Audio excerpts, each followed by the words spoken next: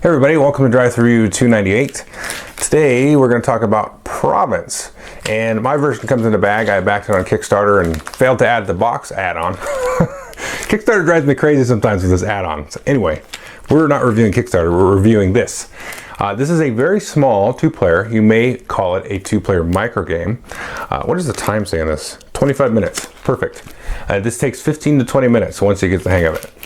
Before I review it too much though, let's go into how it works and I'll come back and tell you what I think. Okay, here is the very tiny board. Now each player is going to get these little houses. They have 7 of these in their colors. So we've got red houses and blue houses. And the object of the game is basically to build houses in these different things. So if we zoom in here, we can see the blue player there has built the lender. And then you can see the little arrow there. To build the bank, you've got to have built the lender first. Now the first player in there is going to be the one that gets the points at the end of the game. So you can see that little pink icon there, little diamond, that's 1 point, that's 2 points. So if red came in here later, they're not going to get the point. They are going to get access to the special ability and of course also have access to build the bank. So if they got into the bank before the blue player, then they would get 2 points at the end of the game. Now players will start with a little bit of money here. The blue player in this case is going first, so they get $2, and the red player here gets $3. And on your turn, very simply what you're going to do is you're going to rotate this sort of like almost like a mancala of workers. And the important thing to note here is the icon underneath. So you have 2 labor icons, those hammers, and then 1 little kind of money icon. Now you can take and choose and move 1 worker 1 space clockwise. I could leave a worker if I wanted. So if I moved him here and left him there and then moved him. So I just moved this worker to there and that worker to there. That would generate for me 2 labor points. And if we zoom in here, you can see these buildings cost different amounts of labor points to be built, as well as money.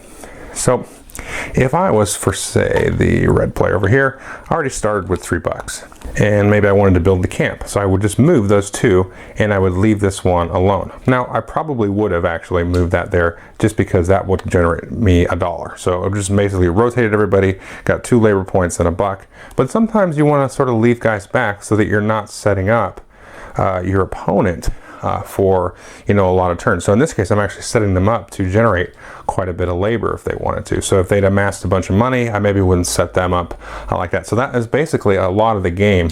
It's figuring out what you think your opponent's going to be building, what they're going to need, either labor or money, and then trying to tweak this a little bit. Now as you build these buildings here, you're going to get different special abilities. So for example, if I built the camp here, what I'm going to do is I'm going to take and put the camp worker into play. And so now there's this worker now that is able to be controlled, and I can generate more money and more labor. Now the red player, he's the only one that has access to that right now. But if the blue player came along again, then they would have access to that. So once you have built that, then you can now move this guy along with the 3 kind of neutral workers. And again, red is the only one that's going to get points for that. Now if we, I put the wrong camp worker in there. This is the camp worker. If you built the village, then you get to put the village worker in there. So that's another 2 workers to the supply. So the economy kind of goes up if you start building these early here. Now, so what does this other buildings do? The lender, if you have the lender, then you're able to use here this lender token. It's a very interesting little thing. What that does is allow you to use the special ability of a building that you haven't built yet, but your opponent has built.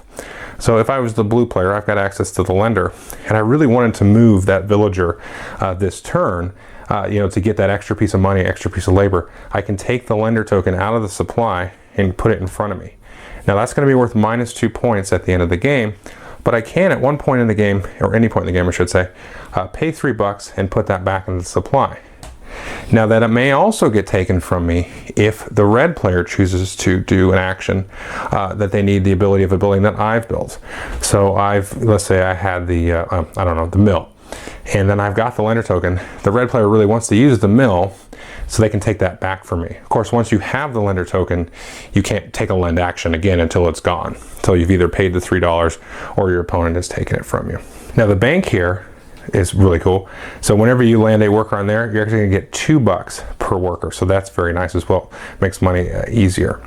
The mill, you can see this one here. This gives you 1 free labor every turn. And then if you come along later here and build the smithy, you get another labor. And again, there's a little bit of a dependency here. You have to build a mill before you can build the smithy. Now you have the union. In the union, if you've built that, you can spend $2 and generate a labor for the turn. And I should say, you can always generate 2 labor for 1 money, and you'll find you'll kind of do that a little bit at the beginning of the game especially, or to maybe make up the difference later on. So the union is kind of the opposite of that. Now when you build the harbor, the first person to build the harbor will basically kind of roll these 2 ship things here, like shake these and put them out, and then you're going to see what the ability is.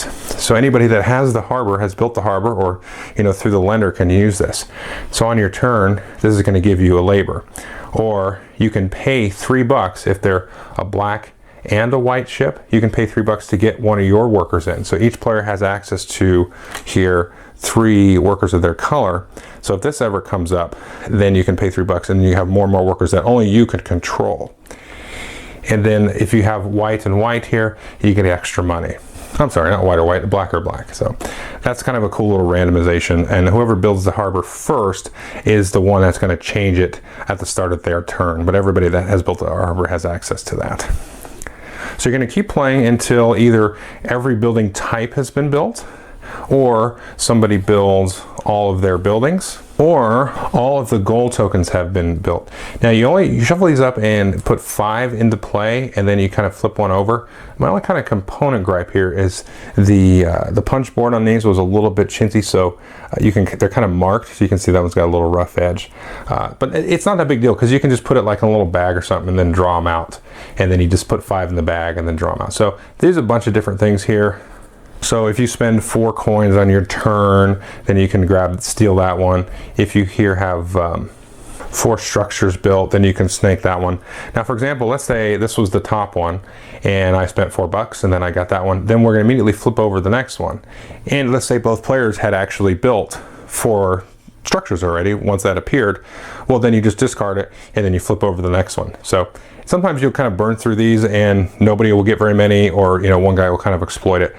It's difficult to predict, but it's just a kind of a way to mix the game up there. The game also does come with this little labor tracker thing, which I don't know, it's cool, but I didn't find any use for it. Anyway, so that's how you play the game. Okay, I hope you enjoyed the overview. Like I said at the beginning, this plays in about 15 or 20 minutes, and for that 15 or 20 minutes, you really get your bang for the buck.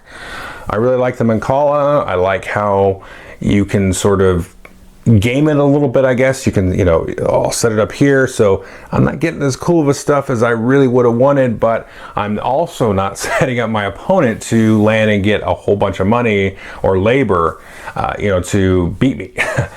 It's neat because you kind of have almost like 4 victory tracks. Not really. It's hard to call them tracks because it's just like 2 buildings in each of the 4 sets.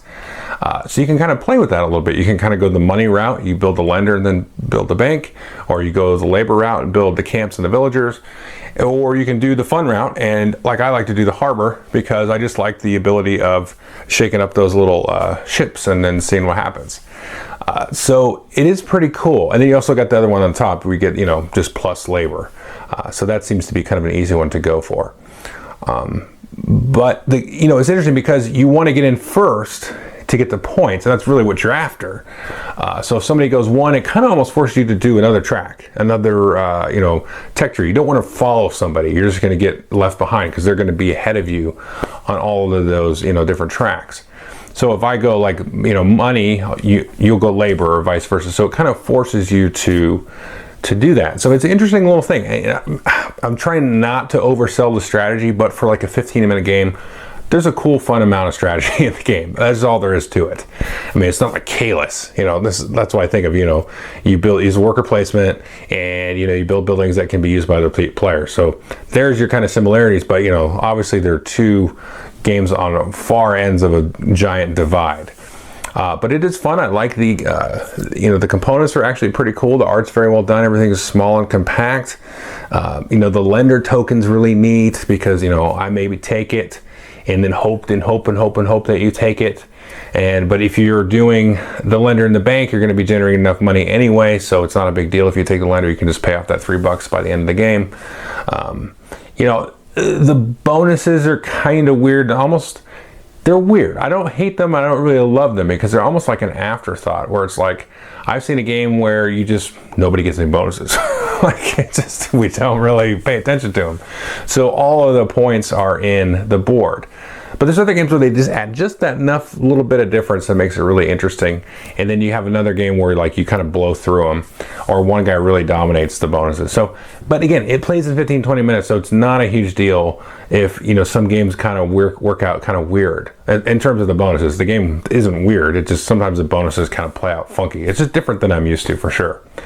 So yeah, so I would recommend it. It fits in your pocket, and you know, it's a cool micro game, and you can just break it out like sitting at a restaurant or anything like that. So how many worker placement games can you break out at a pub, you know? So anyway, that's Province. Definitely take a look at it. I don't know if it's available. I got my Kickstarter copy and I really liked it. So there you go. I'm sure you can probably buy it somewhere. Anyway, take a look for it if you can. Thanks.